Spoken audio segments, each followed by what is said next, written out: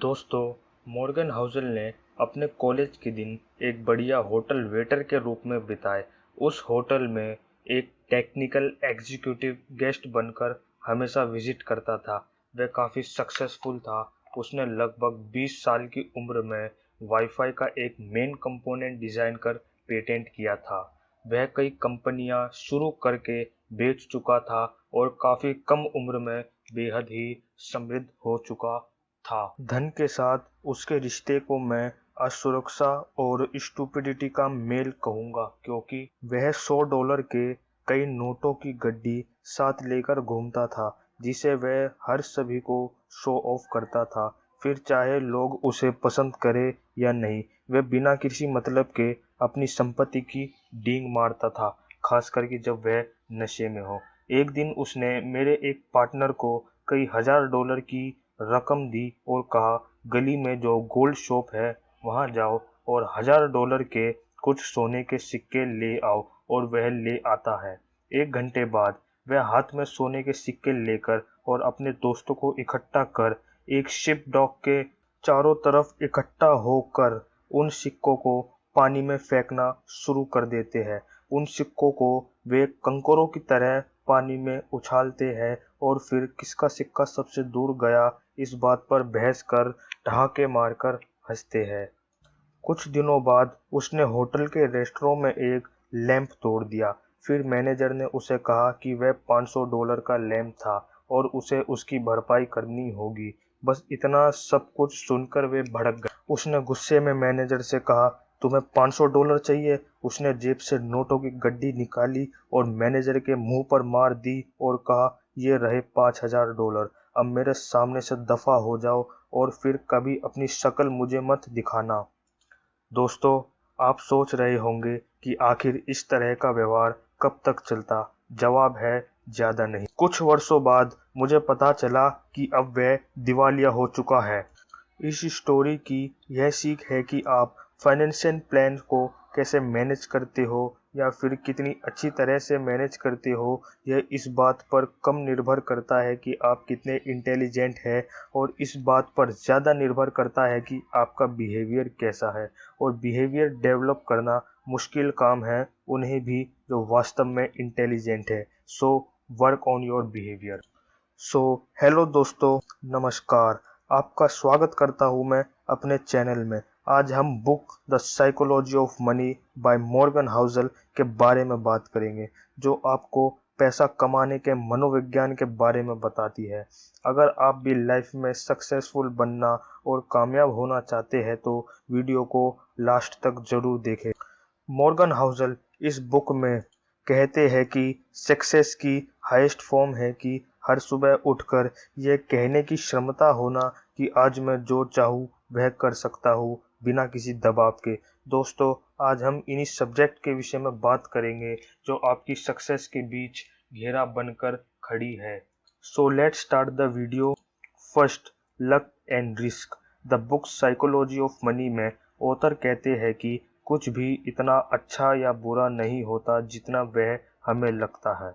Author कहते हैं, luck and risk are brothers. ये दोनों इस वास्तविकता का प्रमाण है कि लाइफ में हर नतीजे अपने किए गए प्रयासों के अलावा भी अन्य ताकतों पर निर्भर करते हैं। लक एंड रिस्क साथ साथ चलते हैं। यह पॉइंट हमें ये सीख देता है कि लक के बिना या रिस्क के बगैर आप पैसा नहीं कमा सकते। आपके पास जो कुछ है उसे उन चीज़ों के लिए जोखिम में डालने की कोई ज़रूरत नहीं है जो आपके पास नहीं है और जिनकी आपको ज़रूरत नहीं है। सेकंड, नेवर इनफ, पर्याप्त। जॉन बोगोले, वैनगार्ड के फाउंडर, जिनकी मृत्यु 2014 में हो चुकी है, उन्होंने एक बार संपत्ति के बारे में एक ऐसी कहानी सुनाई जो कुछ ऐसा बताती है जिसके बारे में हम ज़्यादा नहीं सोचते। शेल्टर आइलैंड, कैलिफोर्निया पर एक बिलियनएयर द्वारा दी गई पार्टी में कर्ट वोनेगट ने अपने साथी जोसेफ हेलर से कहा कि पार्टी का होस्ट, जो कि एक हेज फंड मैनेजर थे, उसने एक ही दिन में इतने पैसे कमाए जितने हेलर ने अपनी मोस्ट पॉपुलर नोवेल कैच-22 की पूरी लाइफ टाइम सेलिंग में भी इतने पैसे नहीं कमाए होंगे। हेलर ने यह सुनकर हंसते हुए उत्तर दिया। हेलर ने कहा, हाँ, लेकिन मेरे पास वह है जो उसके पास कभी नहीं होगा, पर्याप्त, सफिशिएंट। What is sufficient? जे हेलर पर्याप्त के बारे में दो मेन रीजंस बताते हैं। पहला, क्योंकि मुझे खुद जीवन में बहुत कुछ मिला है, और दूसरा, क्योंकि जोसेफ हेलर ने जो कहा है वह एकदम सही था। हमारी सोसाइटी के एक कैटेगरी के लिए जिसमें हमारे बीच बहुत अमीर और पावरफुल लोग शामिल हैं, आजकल ऐसी कोई सीमा नहीं बताई सफिशिएंसी की जो उसे डिफाइन कर सके। इसी कारण हम कभी भी सेटिस्फाई नहीं होते। Third, being wealthy and stay wealthy. इस दुनिया में बहुत तरीके हैं अमीर बनने के, बट गरीब होने का एकमात्र ही कारण है अपने पैसों को सही तरह से मैनेज न करना। इस बारे में ऑथर कहते हैं कि अच्छे इन्वेस्टमेंट का मतलब अच्छे डिसीजन लेना नहीं, बल्कि यह जरूरी है कि आप हर बार एक ही मिस्टेक को बार बार न दोहराएं। इसलिए ऑथर कहते हैं कि अमीर बनने से मुश्किल है अमीर बने रहना। 4. फ्रीडम। अपने टाइम पर कंट्रोल पाना संपत्ति द्वारा प्रदान किया जाने वाला सबसे बेस्ट प्रॉफिट है। ऑथर कहते हैं कि आप अपनी सैलरी से ज़्यादा, अपने घर के साइज से ज़्यादा, आपके हाई स्टेटस से ज़्यादा, आप क्या करना चाहते हैं, कब और किन लोगों के साथ करना चाहते हैं, बस इस बात पर आपका नियंत्रण हो, जो कि लोगों को अधिक सुख प्रदान करता है। वेल्थ की इससे अच्छी परिभाषा नहीं हो सकती, जो कि आपको आपके अपने समय पर कंट्रोल करने की गारंटी दे, ताकि आप थोड़ा थोड़ा करके फ्रीडम और ऑटोनॉमी का एक बेस प्राप्त कर सके, जो कि सेविंग के द्वारा ही किया जा सकता है। दोस्तों, अच्छा अमाउंट जमा करने का यह मतलब है कि उन कुछ दिनों के लिए अपने काम से छुट्टी लेने की कैपेसिटी होना, जब आप बीमार हो या किसी प्रॉब्लम से जूझ रहे हो, बिना अपना बैंक अकाउंट खाली किए। तो दोस्तों, हमने पिछले टॉपिक में सेविंग के बारे में भर भर कर बातें की है, तो चलिए अब सीखते हैं कि how to save the money. Morgan Housel का इसके बारे में क्या कहना है?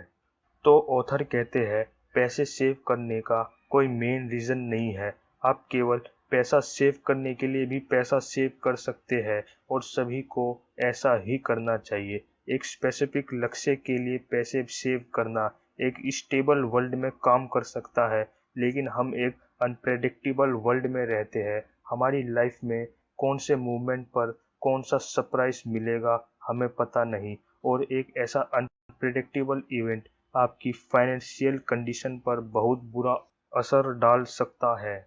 सेविंग कर आप लाइफ की इन कठिन पलों का मुकाबला कर सकते हैं। सो सेव द मनी। तो दोस्तों, आज की वीडियो में बस इतना ही। इसी प्रकार की मोटिवेशनल और बुक समरीज को सुनने के लिए चैनल को सब्सक्राइब करिए और बेल आइकन प्रेस करना मत भूलिएगा। और वीडियो का अंत में मॉर्गन हाउसल के एक बेस्ट क्वाट के साथ करना चाहूँगा कि money is everywhere, it affects us all and confuses most of us.